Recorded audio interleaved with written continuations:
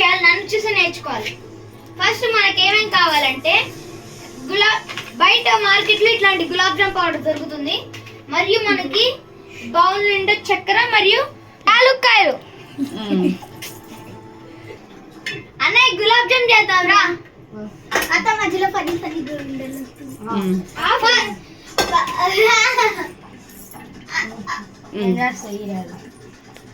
First stove on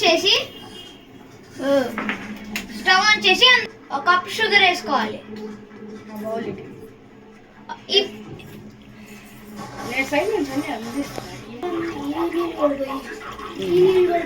ఇందులో water వేసుకోవాలి. సరే కొంచెమే కొన్ని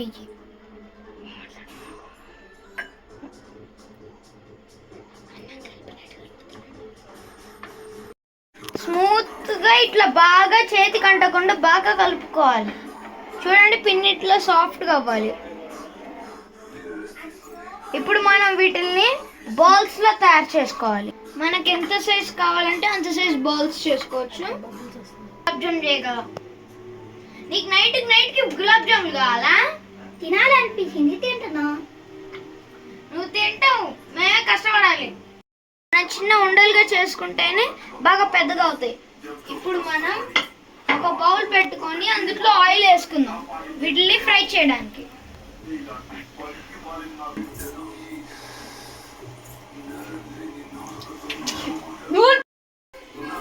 ఇప్పుడు చూద్దాం సిరప్ బాగా ఎంత లేదో చూద్దాం. ఇట్లా బ్రౌన్ కలర్ లో వస్తేనే గులాబ్ జామ్ టేస్ట్ భలే ఉంటుంది. సరే ఒక్కొక్కటి నూనెలో వేస్తే పెద్దగా అవుతూ ఉంటాయి, సిరప్లో వేస్తే ఇంకా పెద్దగా అవుతుంటాయి. అదే మ్యాజిక్. గోల్డెన్ బ్రౌన్ వచ్చేదాకా మనం మిక్స్ చేసుకుంటూ ఉండాలి.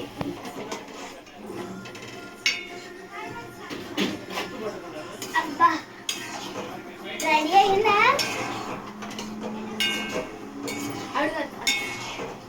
రెడీ అయిందా? తిను తినదు అంత తొందరే, చేసేదాకా ఆగో. చెయ్యి చెయ్యి చెయ్యి అంటావు మళ్ళీ అయిందా అయిందా అయిందా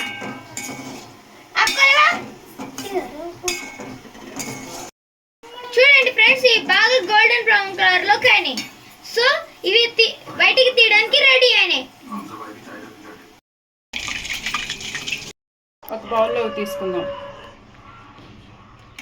మనం ఒక బౌల్లోకి తీసుకుందాం. రెడీ.